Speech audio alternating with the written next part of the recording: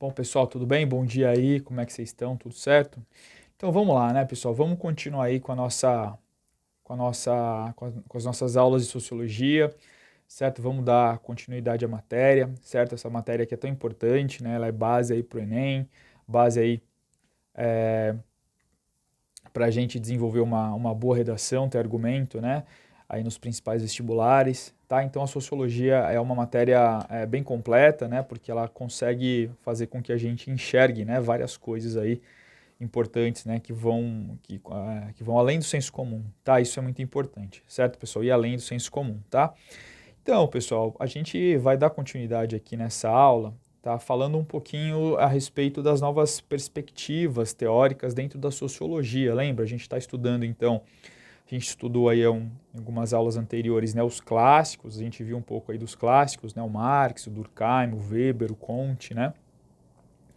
E agora a gente, desde a aula passada, né, pessoal, a gente vem abordando aí quais são as novas perspectivas, né, dentro da sociologia que marcaram aí bastante o século XX, né, e o século XXI também, tá? Por quê? Porque a sociedade muda, né, e as abordagens que a gente faz da sociedade, né, tem que ter a ver com essas novas tendências teóricas também, tá? Então isso é muito importante a gente ter algumas noções, certo? Então é isso, tá? Pessoal, então eu vou analisar com vocês um pouquinho, vou falar um pouquinho mais, né, da sociedade pós-moderna, né? O que que é a sociedade pós-moderna? O que que é o pós-modernismo? Certo? O que é isso, né? Que é esse conceito aí de pós-modernidade ou modernidade líquida para alguns, né? Que vem sendo desenvolvido de uns tempos para cá. Então a gente vai tratar um pouquinho disso aí hoje, tá? Nessa aula aí, tá? Pessoal, então vamos falar um pouquinho disso, né? Sociedade pós-moderna é a sociedade que para muitos é essa sociedade que a gente está vivendo hoje, né? Uma sociedade pluralista, uma sociedade diversa, bastante pautada aí pelos meios pelos aparatos eletrônicos, né, pelas redes sociais, né, onde existe aí um fluxo constante de imagens, né, um fluxo constante de ideias, certo, pessoal? Pautada pela mídia eletrônica, né? Então, quem norteia, um dos principais teóricos, né, que fala sobre essa sociedade pós-moderna é Jean, né, Baudrillard, certo, pessoal? Então ele é um dos principais teóricos que fala, né, por exemplo, dos aparatos eletrônicos que permeariam essa sociedade aí que se fala, né, sociedade pós-moderna. A gente vai entender aí, vocês vão entender melhor como que funciona isso aí, tá bom, pessoal? Então vamos falar isso aí, tá? Então, é, na verdade, né, essa sociedade pós-moderna, né, para a teoria pós-moderna, certo? Ela vai focalizar, vai falar exatamente do quê? Né? Que ela teria aí um viés diferenciado, tá? E que levaria em conta, pessoal, a fluidez, né? A sociedade pós-moderna, ela deve, como eu falei para vocês, ser entendida como algo fluido, né? Ou a percepção das pessoas sobre ela é entendida como algo fluido, tá? Então, em que sentido, né?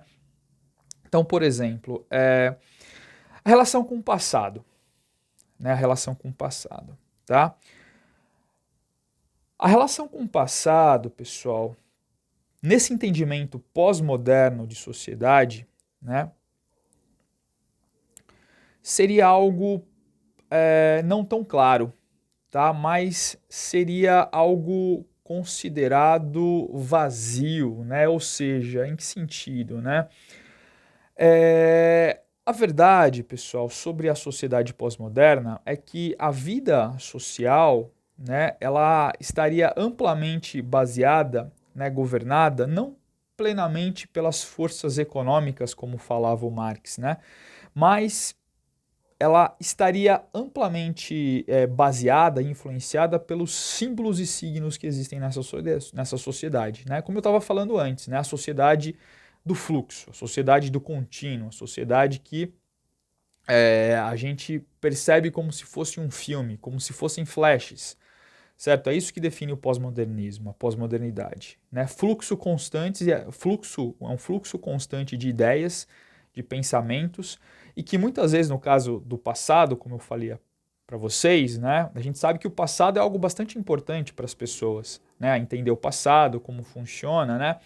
Só que essa sociedade, ela faz, a pós-modernidade, ela traria um vazio com relação ao passado, porque o que importa é o momento, o que importa é aquilo que passa nesse fluxo constante de ideias. Então o passado, ele é descredenciado, é como se o passado fosse um grande vazio.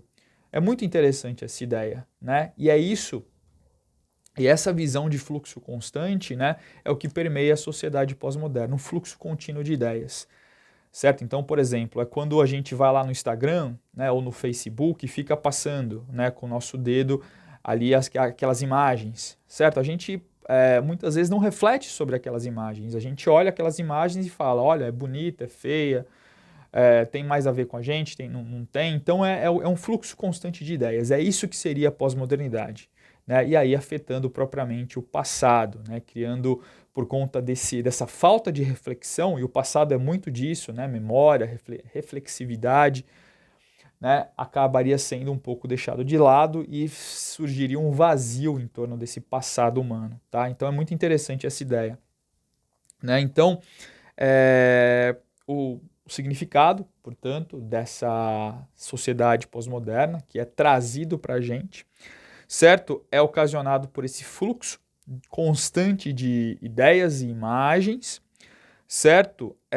Na qual existiria pouca reflexão sobre elas aí, tá bom, pessoal? Então, o mundo hoje, certo, pessoal, seria um mundo tomado pelo faz de conta, né? O faz de conta. Tudo que a gente vê é virtual, tudo que a gente vê não é real e a gente perde um pouco essa noção de realidade das coisas. Certo? Isso de acordo com esses teóricos que eu estou falando para vocês aí da pós-modernidade. Né? Então, eu vou indicar um filme para vocês, pessoal, inclusive tem na Netflix, chamado Dilema das Redes. Né? Esse filme é um filme bem interessante, que ele trata um pouco desse universo. Né? Um filme que ele acaba chocando um pouco, né? A respeito ali das redes sociais, né? Mostrando como as pessoas elas são, de certa forma, elas ficam aprisionadas, né? Nas redes sociais, né? E o que isso acaba causando para as pessoas, né? Então é um filme é um filme documentário, né? Baseado no depoimento aí dos principais desenvolvedores aí do Facebook, do Instagram, certo? É muito interessante, tá? Veja esse filme, você vai ter uma noção, né, de como funciona essa virtualidade. O filme é bastante impactante, né? E aí, pessoal, a questão é essa, né? Vivendo-se o mundo do faz de conta, né? O que existe aí para a maioria das pessoas, né? É esse conto de fadas, né? Onde o que é real, de fato, não é real. O que é real, de fato, é o que a mídia, né, essas redes sociais, por exemplo, e há tempos atrás aí a televisão nos apresentava como real, certo? Criando muitas vezes, fazendo com que as pessoas se sentissem comovidas com o fato, né? Eu vou falar, por exemplo, de dois casos marcantes aí para mim, né, que foram bastante marcantes para mim, não só para mim, mas para toda uma geração, que foi, por exemplo, a morte do Ayrton Senna, que aconteceu em 1º de maio de 1994. Todo mundo conhece, já ouviu falar do Ayrton Senna, já viu alguma coisa a respeito do Ayrton Senna, mas o Ayrton Senna foi um piloto, né, de Fórmula 1 e que tragicamente bateu o seu carro, né, lá no circuito de Imola, na Itália, em 1994 e acabou falecendo por conta disso, certo? E o Ayrton Senna, a imagem, né, do Ayrton Senna como um herói nacional, ela foi sendo construída gradativamente, principalmente nos anos 80. Né, a musiquinha, lá o tema da vitória, lá do Roupa Nova, certo? A Globo, né, transmitindo as corridas aos domingos, né, enfatizando a imagem do Ayrton Senna. Assim, de fato, as pessoas, na realidade, não conheciam o Ayrton Senna. Conheciam o Ayrton Senna sim, mas pela televisão. E a televisão criou a figura de um herói. Criou a figura de um mito nacional, de um símbolo nacional. E quando ele morreu, certo? As pessoas não se comoveram realmente com a morte do Ayrton Senna, mas naquilo tudo que ele simbolizava, com a perda daquilo tudo que ele simbolizava, certo? Então, no momento, né, o Ayrton Senna ele vai aparecer no momento em que o Brasil, né, vivia ali uma profunda depressão dos anos, né, uma crise econômica profunda dos anos 80, inflação, e ele foi foi tratado como a pessoa, né, o indivíduo que era aquela alegria, né, nos finais de semana, principalmente aos domingos, porque ele vencia. Então, a imagem do Brasil foi projetada lá fora como aí, né, ele foi visto, aí ele era visto como um grande ídolo aqui no Brasil, tá? E um outro fato também, pessoal, que tem aí um pouco, tem a ver um pouco também com essa construção que a mídia fez, né, de artistas, foi a morte dos Mamonas Assassinas, né, que eu também lembro muito bem, certo? Lá em 1996, um grupo aí, para quem não lembra, mas vocês devem ter ouvido falar também, um grupo que no auge do sucesso, lá em 1996, o avião que eles estavam caiu na Serra da Cantareira, e eles acabaram morrendo, certo? Ali no auge do sucesso. Isso também gerou uma comoção nacional, né? Da mesma forma aí, acredito, não tanto quanto Ayrton Senna, né? Mas também gerou uma comoção nacional, porque eles eram, assim, figuras importantes, né? Ali no cenário musical, né? Foram transformados pela mídia aí como se for numa espécie de heróis também, né? Heróis da cultura, pessoas que traziam alegria e tudo mais, né? Então, se você não conhece nem o Ayrton Senna, não ouviu falar nem nos Mamonas Assassinas, dê uma pesquisada aí para você. Ainda isso mexe, né, com os brasileiros e brasileiras aí, tá? Então é isso, pessoal. Isso é a sociedade pós-moderna, né? A sociedade que assim, não se vive o real, mas se vive aquilo que é introjetado nas pessoas pela força da TV, no caso aí dos dois, né? Tanto do Ayrton Senna quanto dos Mamonas Assassinas, né? E que hoje são as mídias sociais que acabam atuando, as redes sociais que acabam atuando, Facebook, Instagram, YouTube, né? E acabam transformando aí pessoas em celebridades, sem muitas vezes as pessoas conhecerem de fato aquela pessoa, e vive-se, né? Essa ilusão, de fato, essa ilusão, tá? Então é isso. Então, vocês entendem o que é a sociedade pós-moderna? A sociedade que cada vez mais se apega a ilusões, a coisas que não são reais, certo? Mas que são construções, certo? Então é bem isso aí, tá? Um teórico importante, pessoal, que vai tratar, é um teórico aí que está bem, que sempre se fala dele, né? Nos principais programas aí de ter espaço CPFL, certo? Nos jornais aí que tem algum debate, por exemplo, o Jornal da Cultura, que tem algum debate a respeito de algumas tendências filosóficas, né? Então, tá sempre esse teórico aí de uns tempos para cá está sempre aí permeando a mídia, né? Permeando as discussões sobre esse assunto aí da pós-modernidade, né? Que é o Bauman, o Zygmunt Bauman, né? Então, pessoal, o Bauman, né? Ele vai pegar o conceito de pós-modernidade, só que ele vai dar um outro nome para esse conceito, né? Ele vai chamar a pós-modernidade de modernidade líquida, certo? Então o teórico, né, que vai falar da disseminação da mídia de massa, né, juntamente com as novas tecnologias da informação também, as redes sociais, certo? O impacto que isso vai trazer para as pessoas, né, somado justamente às redes sociais e todo esse impacto, né, ele vai analisar também, trazer para o debate, né, o movimento fluido das pessoas ao redor do mundo, certo? O desenvolvimento das sociedades multiculturais, tá? Então, isso vai mostrar um pouco a visão do Bauman, né? Então, ele vai falar que a gente não vive mais no mundo moderno, mas sim que a gente vive no mundo pós-moderno ou na modernidade líquida, tá? Pessoal, entenda o mundo moderno, né, como contraponto a pós-moderno. O mundo moderno seria um mundo sem televisão, sem internet, certo? Aquele mundo vamos colocar, da primeira metade do século XX. Isso seria o mundo moderno, tá? E o mundo pós-moderno, o mundo que vem se estruturando depois aí, propriamente, né? Uma teoria, uma tendência que vem se estruturando principalmente depois aí dos anos 60, tá, pessoal? Então, do século XX, que vem se desenvolvendo até então aí a teoria, tá bom? Então, é muito interessante isso aí, tá?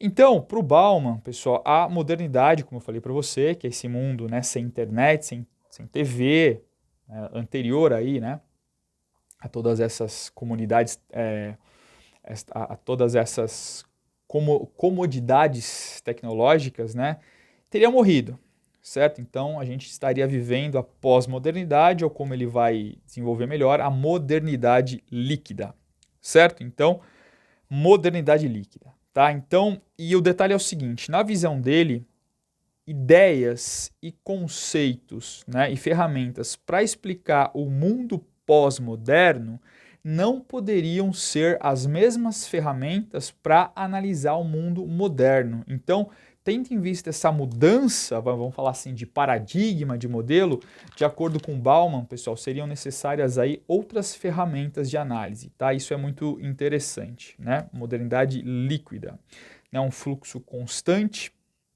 de ideias, como eu falei para vocês, onde a incerteza, a gente está falando da pós-modernidade ou modernidade líquida, tá? A gente pode usar como sinônimos.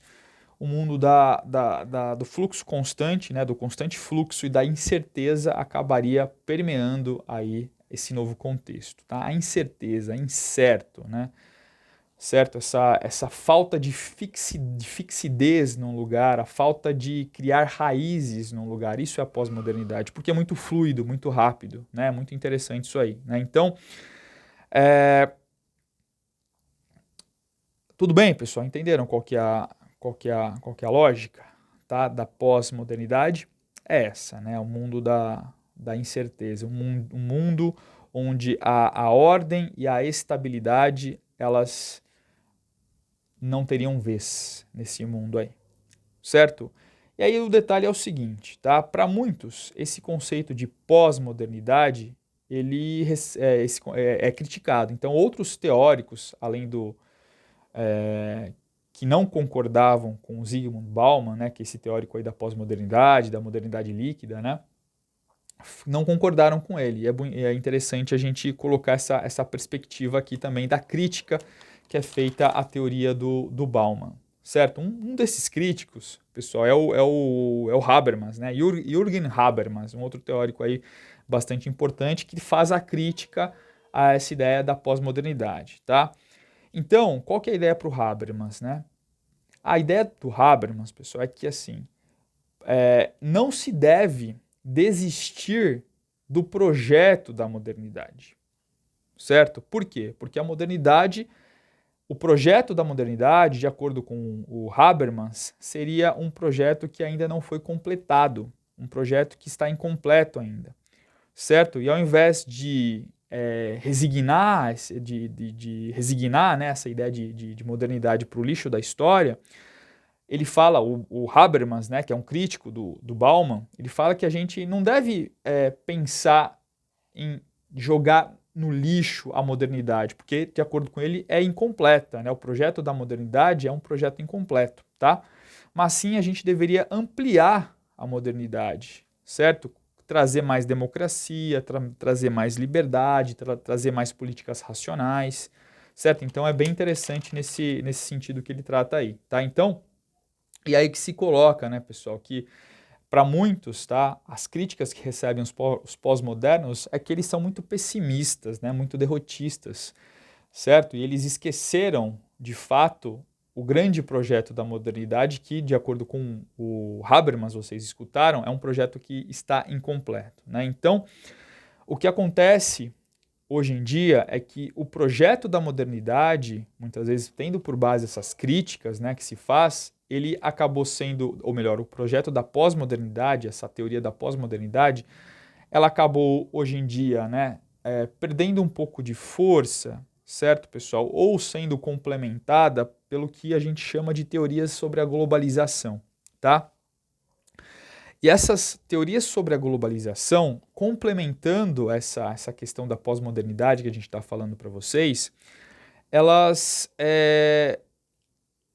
teriam um arcabouço, né, trariam um arcabouço teórico diferenciado para entender os rumos da mudança social no século XXI, que não aqueles tratados somente pela teoria pós-moderna. Tá? Então, o detalhe é o seguinte: para os teóricos globalizantes, como eu falei para vocês, os teóricos da globalização, eles rejeitam a ideia, como eu falei, de que a modernidade poderia ser jogada no lixo, ou melhor, de que a pós-modernidade, de que a modernidade, a ideia poderia ser jogada no lixo só porque a gente vive a pós-modernidade. Não, ele fala assim, não, a gente tem que pegar algumas coisas, algumas tendências da modernidade e colocar em prática, certo? Então, seriam novas formas que eu vou falar para vocês na sequência, pessoal, na próxima aula, novas formas de entender o mundo, Tá? Então, mediante essas críticas que são feitas com relação à pós-modernidade, à modernidade líquida, surgem as teorias de caráter globalizante, as teorias que entendem a globalização e